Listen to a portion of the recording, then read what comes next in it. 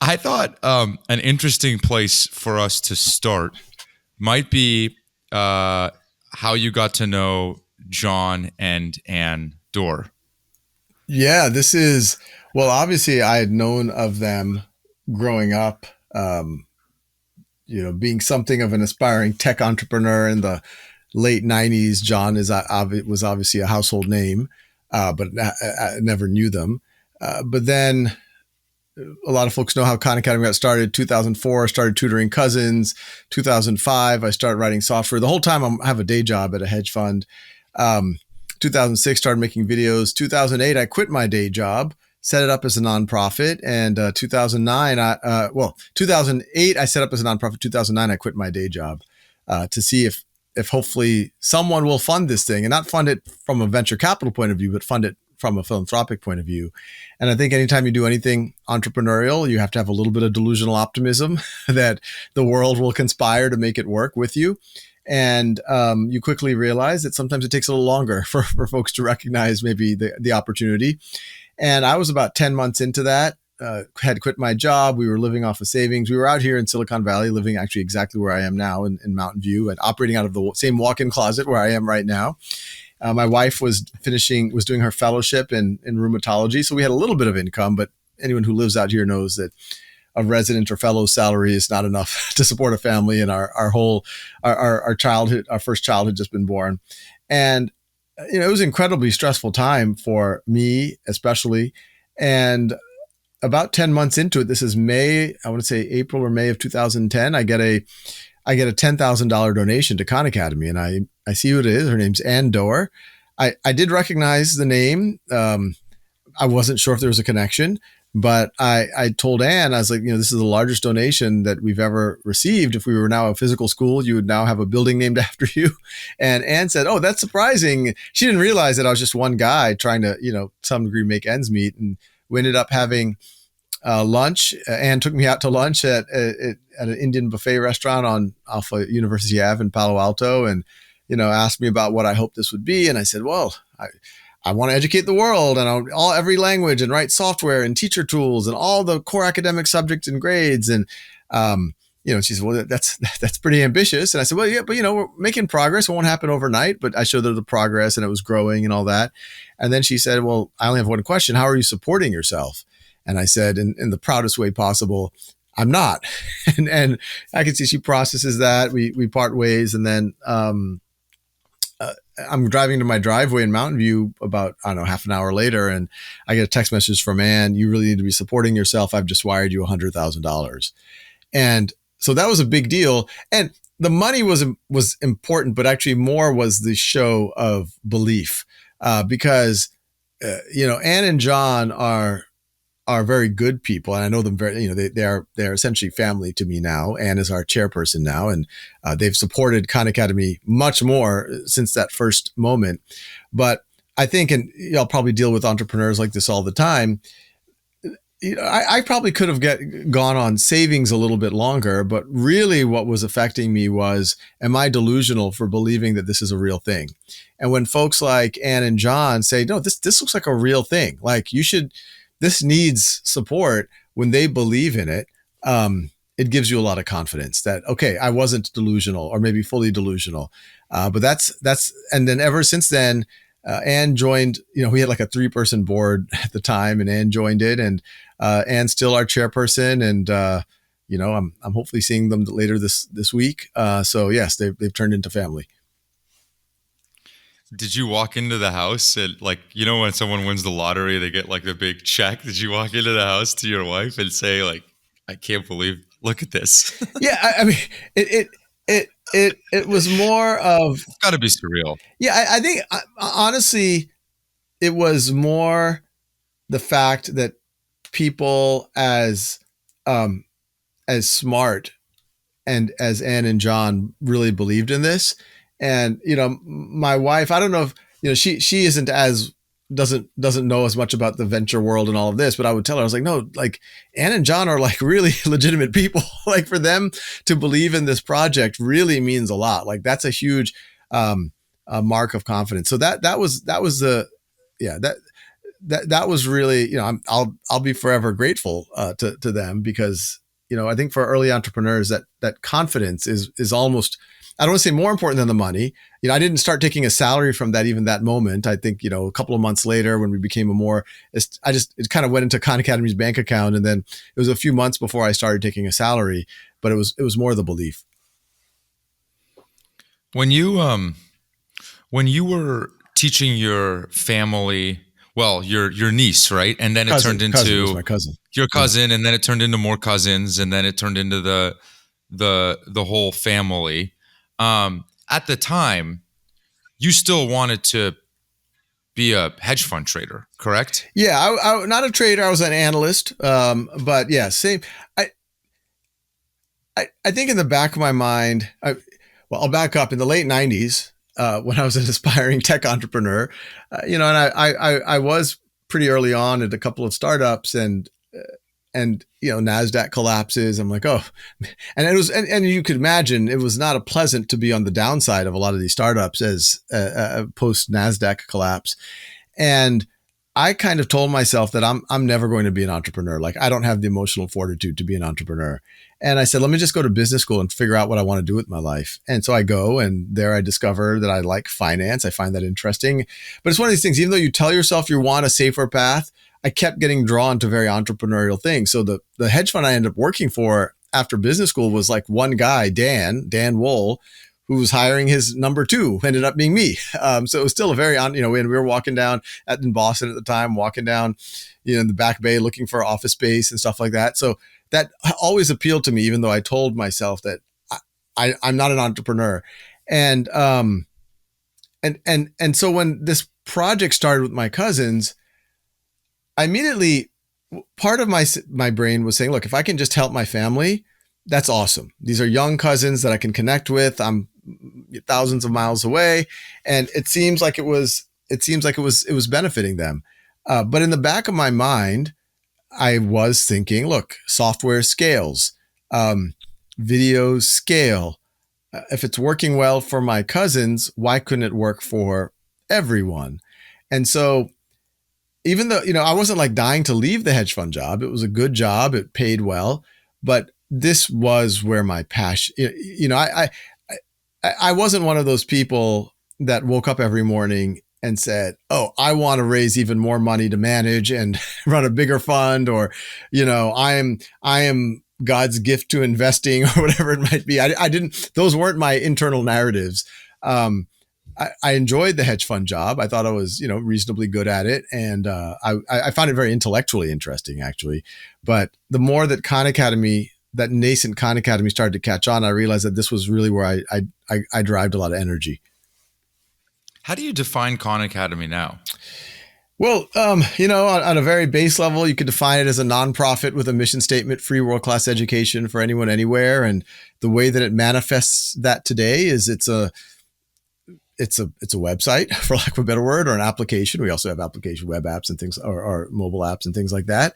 But it's a place where, yes, students can, if not just to people of any age who want to learn, they can jump in and learn a few concepts and get some practice. Or you can go through a fairly comprehensive, structured approach, saying, I want to learn all of calculus. I want to learn all of physics. I want to learn all of American history.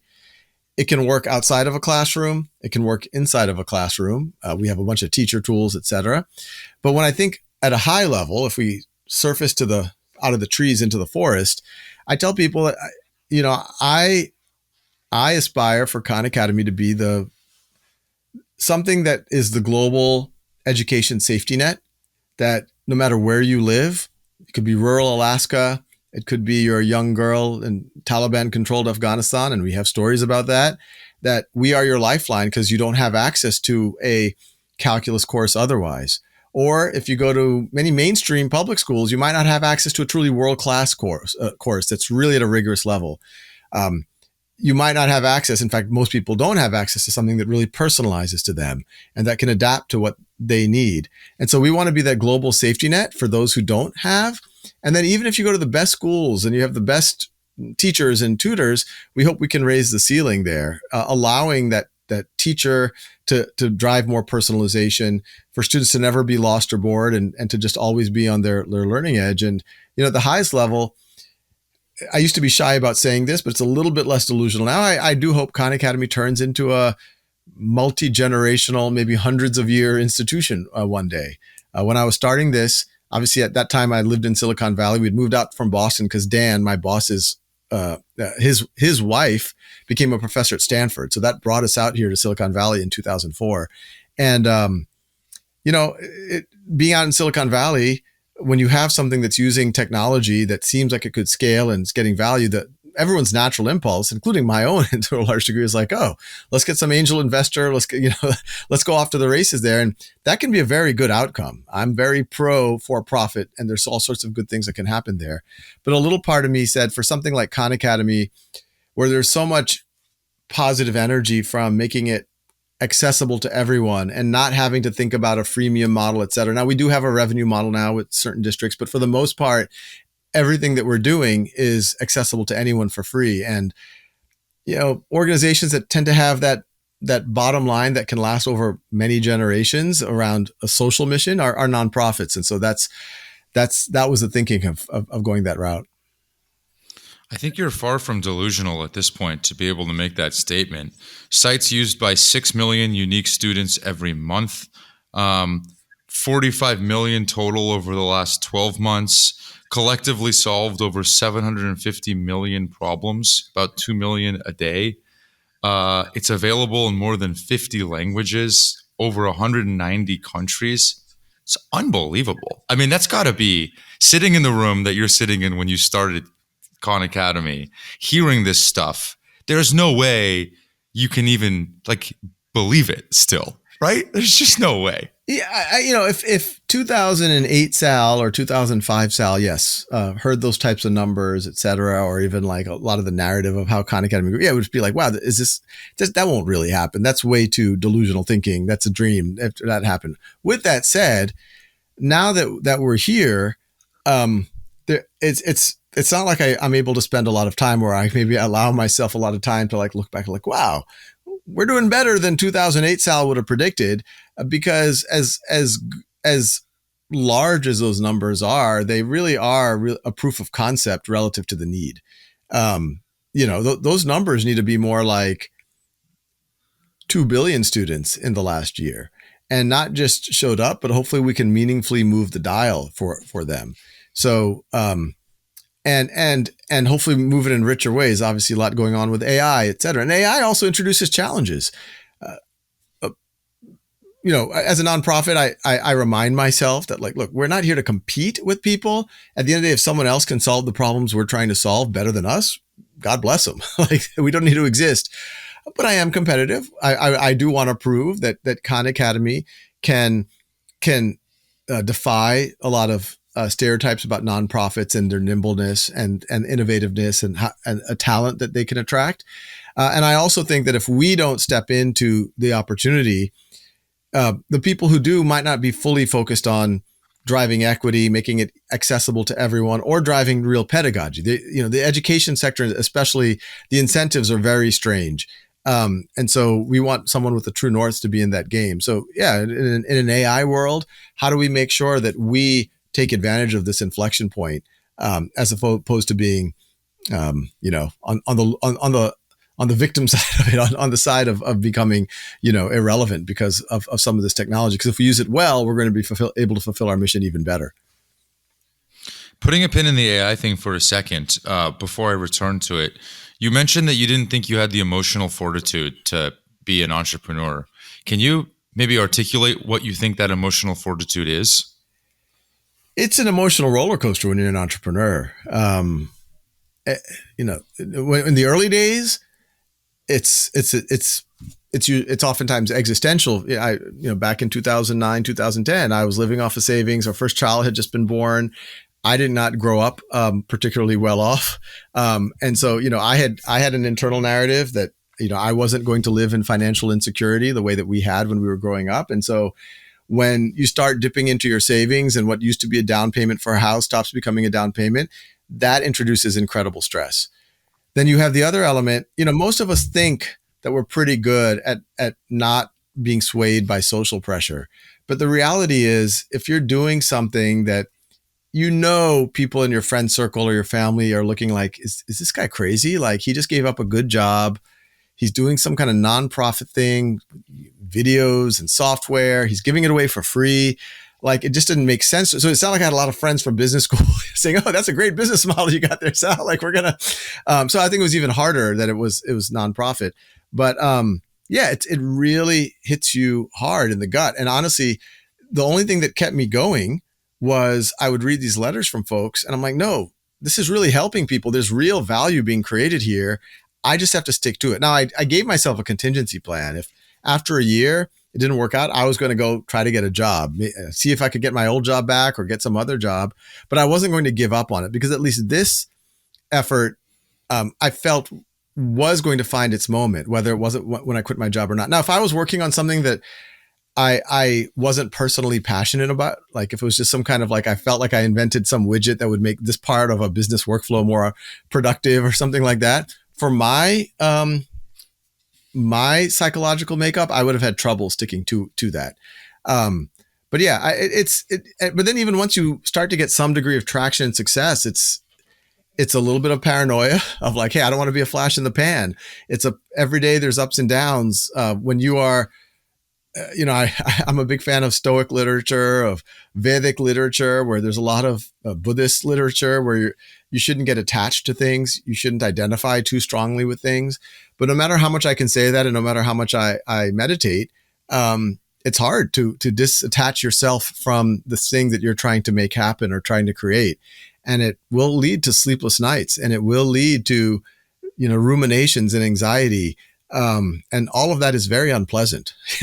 Like you don't, you need to moderate it to some degree, but these are not pleasant feelings. When you see, maybe the question is, do you ever, and feel free to not answer this, but how much is there a temptation to just say over the years, hey, if we flip on this ad thing, if we do this little monetization, it won't bother our users. Nobody would even know the difference. And all of a sudden, boom, $100 million of revenue. We could hire better people. It would impact our mission. Maybe we could, maybe, like this, has that seeped in over the years? So we've entertained almost every permutation of what you've just described, including things like ads. And the ads from the very early days, it just didn't seem worth it. One, it wasn't 100 million in revenue. Maybe it would be now. I don't know. But back when we looked at it, it wasn't. And it just felt that it would on the margin sully what we were trying to do and the purity of what we were trying to do. Now, we have over time, as our budget grew, and we said, look, it's great if we can raise this through philanthropy and corporate sponsorships, which is still the bulk of our revenue. But there are some earned revenue models that still could be very consistent with our values. So when we started going to school districts 6-7 years ago, we've always worked with school districts in some way, shape, or form. But 6 or 7 years ago, we'd show them the efficacy studies. We'd say, a ton of your teachers are using Khan Academy in the classroom. Why don't you use this systemically?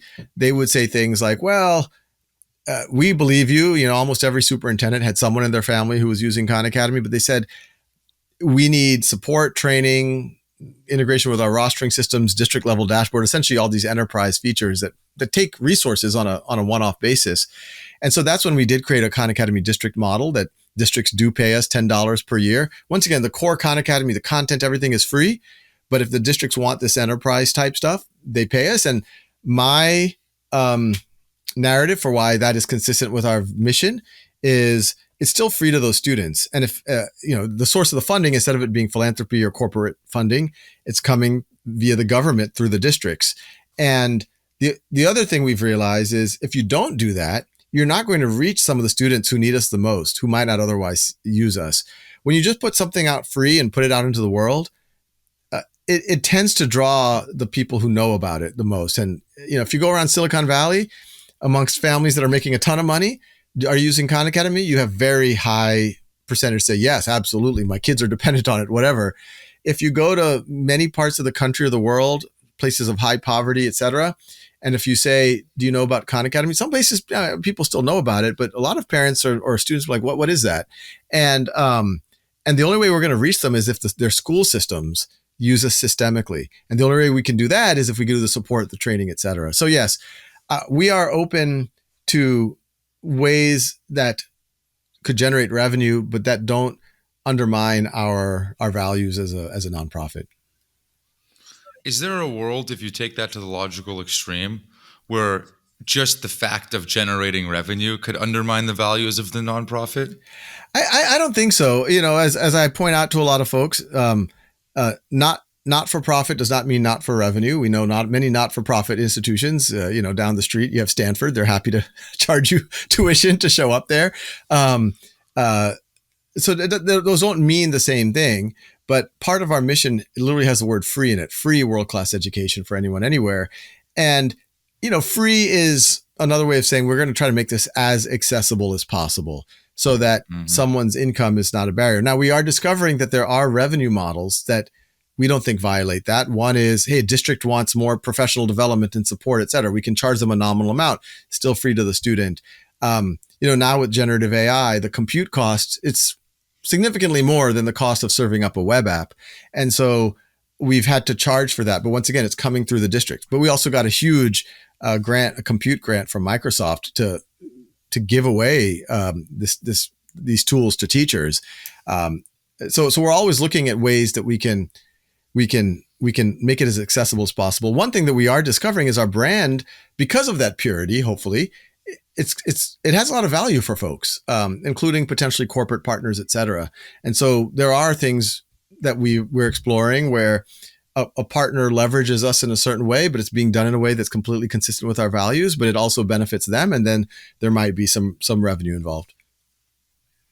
Can you, by the way, that makes total sense. Can you maybe explain what you're doing with these LLMs and maybe frame it through the lens of the Two Sigma problem and explain what that is? And I think those two things tie nicely together. Yeah, I'll start with the Two Sigma problem. This was, I was not aware of this study called the Two Sigma problem when I started this journey back in 2004, 2005, but I quickly did learn about it. Benjamin Bloom wrote this paper in 1984, and he essentially makes the argument, a pretty good one, that if you take a traditional bell curve and if you were able to support people with essentially personalized tutoring and a mastery framework, it's just a fancy way of saying if you don't know material well, or if you have a gap in your knowledge, that the tutor helps you fill in those gaps so that you can keep progressing. But if you do that, you can have a 2 standard deviation improvement. That would take that traditional bell curve and shift it significantly to the right. And it would take someone in that 50th percentile to the 96th percentile, someone below average to above average. And the reason why Benjamin Bloom called it a problem, because he said there's no way that we can afford to give every child in public schools a personal tutor. He does theorize, even back in 1994, that perhaps you could use technology to approximate elements of it. And he does a very simple tool, but it's in a very narrow knowledge set. But he makes an argument you could see a 1 standard deviation improvement from that. Now, since then, people have debated, is it really a 2 standard deviation effect? He was looking at a fairly narrow knowledge set, but pretty much every study that's looked at some form of personalization and mastery learning has shown a pretty pronounced effect, whether it's 2 standard deviations or not. And what we've seen at Khan Academy over the last 10, 15 years, we've done a ton of efficacy studies, and including by third parties, and they all show the same narrative. Students work on Khan Academy, get that personalized practice. Even if they do 30, 60 minutes a week, not even a day, a week, they're accelerating by 30, 40, 50%. So we had all of that evidence. And so one framework was like, wow, wouldn't it be amazing if we could go closer and closer to approximating what an amazing tutor would do? And so when OpenAI reached out to us, summer of 2022, this was about 4 or 5 months before ChatGPT came out, and they showed us GPT-4, which I think many of the folks listening know is a more advanced model than what the original ChatGPT launched with. It has a lot of warts, had a lot of warts, math errors, hallucinations. How do you handle safety? How do you handle cheating? Which was pretty obvious from, the second minute we saw this technology. But if you can put the right guardrails around that, it really did seem to start to pass the Turing test in a meaningful way, where if you were chatting with it as a tutor, it really felt like a real tutor. Some of these these interactions were almost indistinguishable from what I used to do with my cousins when I used to get on instant messenger with them back in 2004. So yeah, we kind of went all in. Many months before the world knew even that this stuff existed. We had we were in an NDA with OpenAI and just running as fast as we can. And we were able to launch it on as part of the GPT-4 launch. And, it's just continued to evolve very quickly since then. The night that you saw Sam reaches out, right? Sam reaches out from Yeah, OpenAI. Sam and Greg. Says, yeah, "Hey, we want both of them. Yeah. Yeah, we want to show you something." At the time, this was before GPT 3.5 has been released, right? And I think it was around the time that 3.5 had been released, but ChatGPT had not. And GPT 3.5 was interesting, but I don't think anyone was really taking it that seriously at the time. Right. And yes, and they show us 4, and it blew my mind. And then, our chief learning officer, our CTO, we were the first.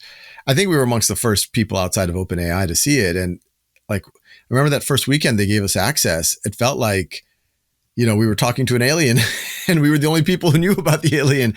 And so, yeah, it was, I couldn't sleep in a good way. My mind was racing with the possibilities. Could you actually, were you just up all night, just doing basically the work that you would be doing as Sal, however, through these LLMs? I was just exploring what's possible. I remember even the first, 20 minutes they gave us access. They're like, "Oh, here's a link. You can use it here." And I think it was Greg. I messaged him. I said, "Hey, does this work in other languages?" And he said, "I don't think so." And then I grew up. I was born in New Orleans, but my ancestry is from Bengal, and so I can barely speak Bengali, but I tried with and it worked. Like Bengali, I'm not even talking about Spanish. Bengali, it worked with Bengali. And I'm like, wait, this is. And then I took a screenshot and I sent it over to Greg, and he's like, "Oh yeah, we just realized that too." after. And then I would try. I remember some of the first things I tried. I said, rewrite the Declaration of Independence in the style of Donald Trump, and it did it, and it was hilarious. And I was getting into these in the rabbit hole philosophical conversations. Incidentally, some of which you can't do anymore because they put guardrails on it after the whole Sydney incident with the Bing chat. But and then obviously I did a lot of prompting to just see, and the team started playing around. Hey, can you make it take on personas and take on roles and things like that? And I think that was the real power of GPT-4 relative to anything that came before it. Its ability to not just seem to reason, although it had some rough spots there, but to take on personas, in a pretty substantive way. How are you, what does this actually mean for the business? Yeah, well, on the positive side, it means that we can hopefully get that much closer to emulating what a great tutor would do. And, you can imagine chatting with we have on-demand video. Well, now you can have a conversation about it. You can chat about it. You're doing an exercise. You can have a Socratic tutor nudge you along. You can start introducing all sorts of activities like talking to historical figures or literary characters that you could never even have imagined before. And that's just the beginning. We all know, text-to-speech and speech-to-text is already on Conmigo, but some of these latest frontier models that are multimodal can converse very naturally. And as you go 1, 2, 3 years in the future, I'm assuming, they're going to be able to have good interactive video and actually already some of these multimodal models can sense your mood and things like that just by looking at your face. So it's a very exciting opportunity if you're thinking about how do we emulate what a great tutor would do? How do you emulate what a great teaching assistant would do? That's another area that we've been focusing a lot. And then, use technology as the costs go down to scale it to everyone. But when we think about where our strengths have historically been, we are definitely going to have to build new muscles. We have a huge pile of content, videos. I personally made 7,000 of the videos. We have hundreds of thousands of exercise items that we've spent millions of dollars to produce. And I do suspect that within 2 years, these models can already write questions, but they're pretty error prone and not always exactly what you want. But I think within 2 years, you're going to have maybe sooner, as soon as a year, you're going to have very robust capability of creating items. I don't know whether video might have a place in the future. I think real world video for sure will, but like an explainer video, maybe AI will be able to create dynamic Khan Academy style videos on any question that you ask it in the not too far future. So I definitely have been pushing our team like, look, we can't rest on our laurels here. We can't rest on our traditional moats that we've had. We got to go all in here. And, there are efforts going on within our organizations to essentially disrupt ourselves, to innovate and beat ourselves. And I'd like to believe that we're probably leaning on that direction probably more than almost any other organization that I know of. Meaning, you think there could be a world where maybe you feed the 7,000 Sal Khan videos into one of these models and basically tell the model, hey, process this information and then go create another 7,000 for XYZ sets of content. Yes, I think that's likely to happen, and it won't. It could be trained on me or Khan Academy videos, or it could be trained on anything of quality on YouTube or in the broader world. And yeah, I think that's going to happen. And you can also imagine a world where it trains on that, but then it has a real time conversation with you, and you're like, "Hey, I'm confused about L'Hopital's rule in calculus," and it says, "Hey, well, explain what you need. Here's an example." And it's drawing it out for you, and it's drawing a graph, and it's saying, "What do you think will happen? If this is an indeterminate form, like how do we know that?" So it's better than a video. I'm not sure if that will. I've got to believe that's going to happen at some point. I don't know if it's 1 year out, 5 years out, or 10 years out, but it's going to happen.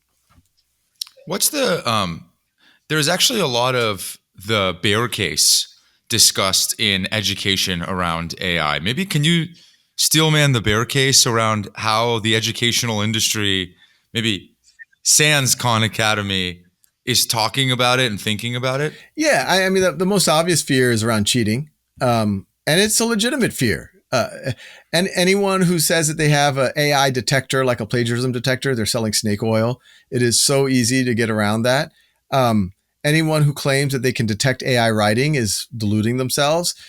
Most of us can detect if a student just says, here's the prompt, write the essay, and then copy and paste that in. Yeah, most of us can kind of say, hey, this feels very formal and not that natural. But if the student is vaguely good at prompting and can recognize what natural looks like, they can prompt it with a few iterations to look like a very natural essay. In fact, they can give some of their previous essays. They could say like, make this an A- essay, and here's some of my previous essays. Make it good enough for it to be an A-. It'll do that. So I think that's a legitimate fear. We obviously are working on things that support students better on their writing, support teachers better as they're trying to evaluate the student writing, and undermine the cheating because it can surface the process of the writing to the teacher. So if the student goes and uses ChatGPT or something, there's no process there, so the teacher will know, and also can compare it to other things that the student has created. I think the other fears are hallucinations, the rough spots of generative AI, math errors.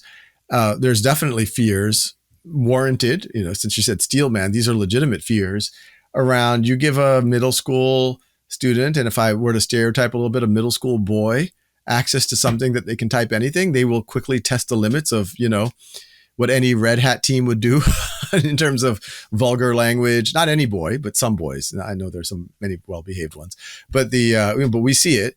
And so if I'm a educator, I'd worry about safety, and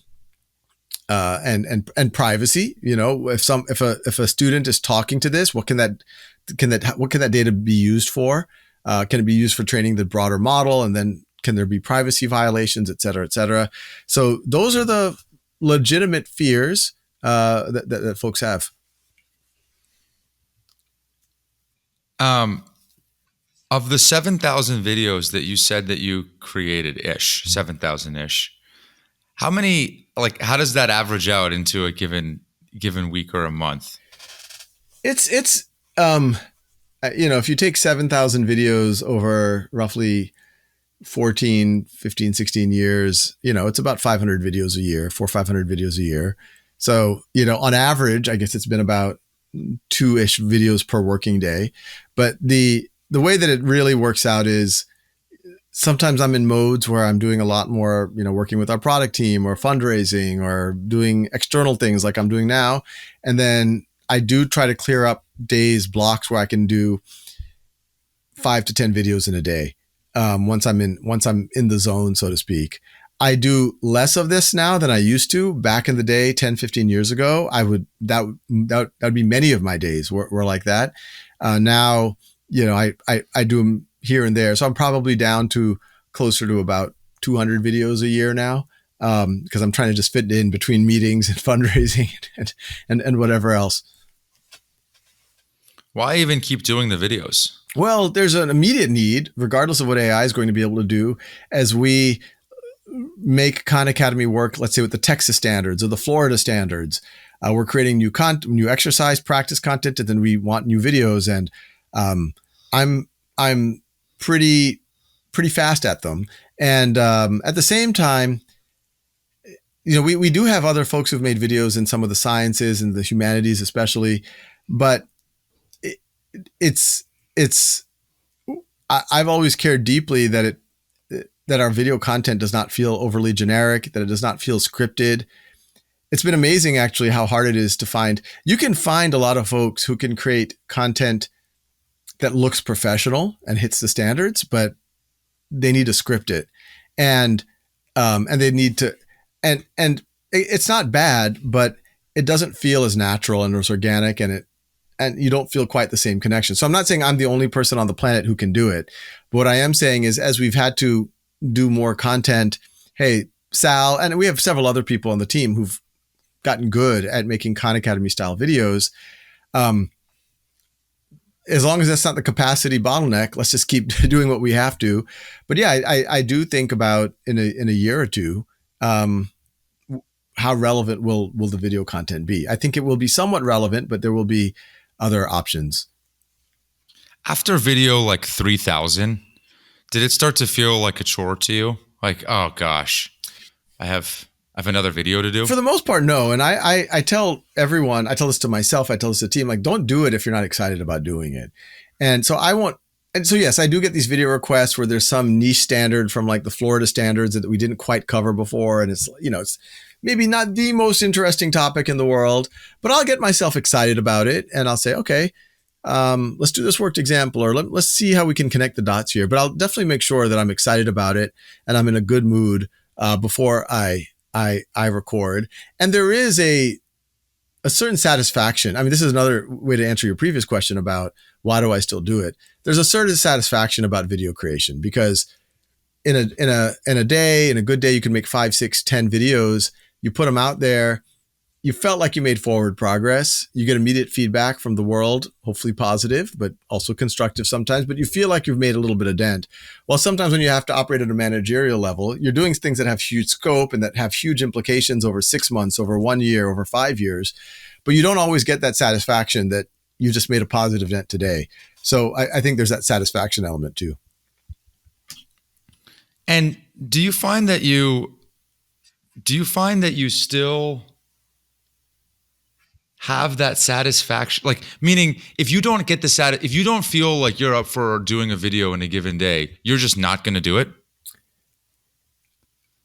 It's usually, the reason why I won't do it is usually I'm just like super busy that day doing other things and I don't have time to get into the zone. The people who send me the video requests know that there'll be a big queue that build up, and 20 or 30 requests start building up, and then they start getting worried whether I'm going to be able to do it.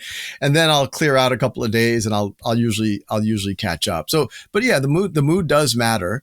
But I do let everyone know that, like, yeah, this is going to be, I'm going to be able to do this in spurts when I'm not traveling, et cetera, et cetera. Do you think some of this AI stuff is going to impact the way that we programatize test scores in this country? And maybe that has nothing to do with this AI stuff, but maybe more broadly speaking, I'd love to just get your opinion on the way that academics today in a more formal capacity is oriented around these test scores and these testing gates.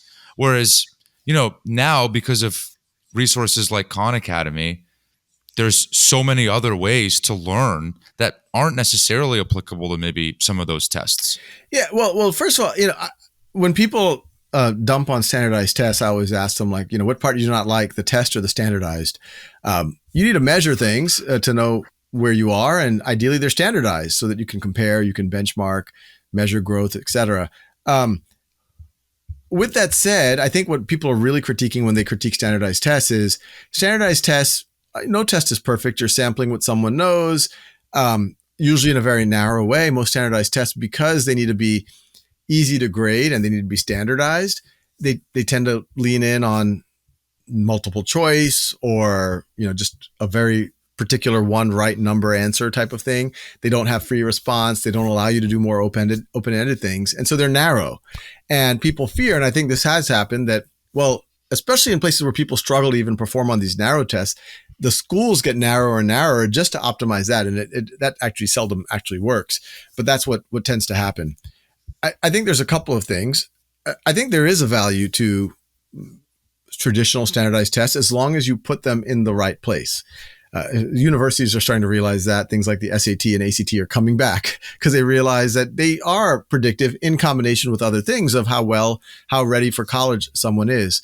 But I think you're going to see alternatives, or maybe things that could work better for other students. You're going to see, like on Khan Academy already, we have a sister nonprofit called schoolhouse.world, started during the pandemic. It's all around free tutoring. We give free tutoring over Zoom because of volunteers. And we said, well, how do we know a volunteer even knows the subject matter? Well, we created a mechanism where they can take a Khan Academy assessment, new every time, and they take it while it records their face and their screen, and they explain their reasoning out loud, and then it gets peer reviewed. And if it looks like they got a 90% and they didn't cheat and they were able to explain their reasoning and say the first unit of calculus, now they can start that journey to tutoring that first unit of calculus. What we realized by doing that is it started to create a bit of an authenticated assessment, standardized assessment modality, but one that wasn't, it's high benefit but not high stakes, in the way that if you don't do well the first time, you could take it again in 3 hours. You could take it again tomorrow. It's accessible anywhere. You don't have to go to a testing site. It costs nothing to take it. And University of Chicago actually reached out in 2020 and said, hey, can we use this for college admissions? We're like, yeah, go ahead. And since then, MIT, Brown, Georgia Tech, Caltech, I can, Yale, I could keep listing universities, have said, yeah, this is an interesting artifact. We would use this if students are able to build this portfolio of competencies on schoolhouse.world using Khan Academy. That's interesting. So that already is starting to introduce another type. It still is a standardized assessment, if you really think about it. It just has different properties. But then AI, I think, introduces a whole new dynamic where it's not quite there yet, and we have to be very careful. People are going to be very worried about bias, et cetera. But AI is getting to the point where you probably could get a sense of communications, oral skills. You could, the gold standard of assessment has always been like an oral PhD defense. On the other hand, that's also like the gold standard of inconsistency, the gold standard of bias, the gold standard of everything. But you could imagine a world now where an AI, in a very scalable way, can assess you orally, can have you do open-ended things, take you through a case study, things that would never have showed up on an SAT or an ACT before, things that test your creativity. Hey, let's work on this thing. How would you solve this? Well, what about this? Would your solution work in this situation? And as long as we can test them for bias, and I wrote a lot in my book, Brave New Words, the test shouldn't be bias-free. In fact, no system can be bias-free. But as long as it has less negative biases than the human beings do, or less, when I say negative biases, the things that people bias on that they shouldn't, race, gender, age, etc. As long as it does that better than humans, then it could be very interesting. And if these assessments using AI can broaden the aperture of what they're measuring, then I think it's going to broaden the aperture of what goes on in schools. I think the bias thing is one thing that caught my attention, but even more so when I was watching the demos of Conmigo, what blew my mind was the tonality of these AI tutors. They're patient, they're nice, they're thoughtful. You ask them a question, they challenge you compassionately. It was really like to the point where I'm like, oh, no human's gonna do it like this. Like, this is amazing. It was amazing. Just seeing the tone, especially because I imagine you'd know better than me, but when you're tutoring young kids, how you say things probably matters more than what you say. And so you can just tell these AIs really clearly how you want them to behave with different genders and different grades and different ages and different subject matter. It really blew me away, Sal. It really blew me away. Well, I think it's important that it's actually blown me away how many folks are creating these amazing frontier model AIs and they're releasing products on them, but they're not taking the time to really make their tone interesting and a little bit quirky and a little bit of personality. It's almost like they're trying to take the personality out of it in a lot of cases. I'm sure they have, lawyers who are telling them, hey, we can't have our AI have too much personality. It's a bad thing. But no, you're absolutely right. This is one of the things that I was very excited about. And we take a lot of effort on Conmigo. I'm glad you noticed, to give it a personality that is compassionate, but holds the student accountable and rigorous. And I think over time, we're going to have multiple personalities. There's a version of Conmigo that I enjoyed. We didn't end up launching it. I called it Bruce Lee Conmigo. And it was like, do you really want me to help you? Because struggle is where all the joy is. It would say stuff like that. We don't have that one. But I could imagine for certain people that could be a good one. In fact, I kind of did enjoy Bruce Lee Conmigo. Well, look, dude, I just appreciate you doing this. I appreciate everything that you're doing. If the next president, whoever it is, said, hey, Saul, will you be the Secretary of Education? You do it? I would be honored, but I would probably pass on that specific role because I think it would take me away from the very important work that especially all of the opportunities that we have now with AI, et cetera. Knowing who I am, I think I would be able to make a bigger dent by leveraging the opportunities that Khan Academy has in front of it for the next 5 or 10 years and scaling that to every child in America and the world. Secretary of Education, that's great. They're going to do what they need to do, but I'm not the ribbon cutting person. I'm not the, wanting to sit in cabinet meeting type of person. I like working remote. Like maybe if they let me do it from this room in the closet, I might be up for it. And I wouldn't have to give up the Khan Academy job. If I could do them in parallel, then I would take it, actually. I was sparring with your team because I was like, can we please do this in person, please? And they were like, Sal loves doing it in the closet. It's the same closet he's been doing this stuff forever. And I'm like, oh my God, I can't pull him out of the closet. He's literally, this is where he wants to do all his work. And now he wants to be the Secretary of Education out of the closet. I feel like writing a science fiction. I mean, it's interesting. The whole reason why you even have a Capitol building, et cetera, is because in 17, pick the year, 89, we didn't have Zoom. We didn't have, so people would get on their horses and travel for days to represent people. And they used geography as a form of representation because what else are you going to do? But anyway, that's a whole other, we could write a science fiction book about new ways of organizing a democracy in an internet age. One more for you. When you're teaching a class that you don't really know the content or the subject matter very well, what do you do? Well, I mean, there's probably certain subjects that are just well beyond me. My wife sometimes rolls her eyes because she thinks I very confidently at least pretend to know a lot about a lot. And we had a friend with a complete straight face once said, they should be like, Sal, you should do videos on Lamaze for parents, for prospective mothers for giving birth. And my wife is like, are you serious? Are you asking him to give videos? So that's probably off limits for me. But no, there are a lot of areas where I'm not an expert, but I'm dangerously curious. And in those areas, organic chemistry, very early in Khan Academy's history, I wanted to make organic chemistry course. And I took the course, but it didn't really speak to me when I took it in college. And I said, I'm going to understand it as well as I understand physics or calculus or any other, a lot of these other subjects. And it took me about 2-3 weeks really digging into some organic, multiple textbooks and talking to people in the field. And it started to make sense. There started to be a certain beauty that I was able to appreciate that I didn't see when I took the course. And then, I'm like, time to start recording. And I started recording. Oh, man. Well, look, I really appreciate you doing this. I end all these the same. The first is Khan Academy hiring? Khan Academy is for sure hiring. And I will say, you mentioned, if you could have a lot more revenue, maybe you could get better talent. I would argue pound for pound, Khan Academy team as strong as any team on the planet. We have some of the people on our team are some of the top people literally in the field.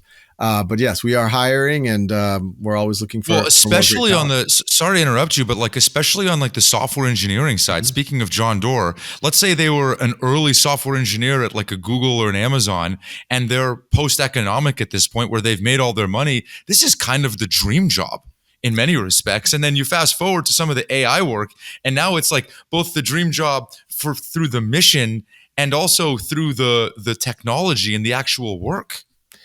I agree, and we have I think two categories. We have folks like Craig Silverstein, who is Google's first engineer, and he's our lead infrastructure architect now. He's been with us for 10 plus years, and so he exactly is that. And so anyone in that category, please come on. But we also have a lot of other folks.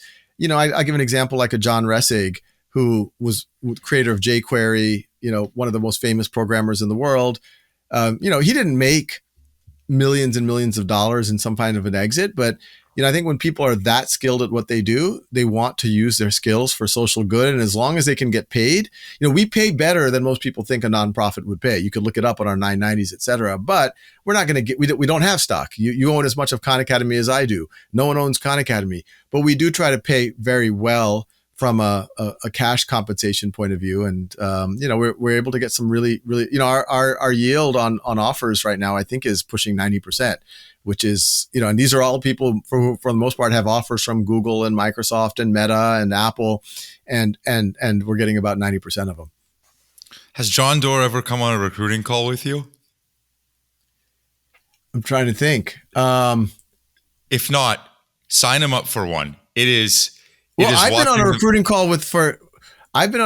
call with him for outside of Khan Academy for someone who was trying to work. They're trying to get for another firm, which is fine. But this person wanted to do some volunteer work for Khan Academy. I think some of the pitch was like, yeah, go work at this startup. And look, we know Sal, and he's happy to use some of your time too. Well, you can have your cake and eat it too. You think how someone, like, if there was a course on how to sell, John Doerr should be the one teaching it. Definitely. Well, the best thing about John, I think I think the best salespeople are the ones who are truly genuine and authentic in what they believe. And that's what John is. And when he believes something, he's very good at selling it, which makes sense. Yeah, and he puts his money behind the things that he believes in, which therefore makes him incredibly effective. Last one, when you hear the word grit, what do you think of? Oh, well, I think of Angela Duckworth, who's written a lot about the subject. No, but I think of a trait that when things don't go your way, you don't give up. You get knocked down and thrown into the dirt, and you keep getting up. Thank you, Sal, and thank you for everything you're doing. I can't wait to see what you do for the next 10 years. It's incredible. No, appreciate it. Thank you.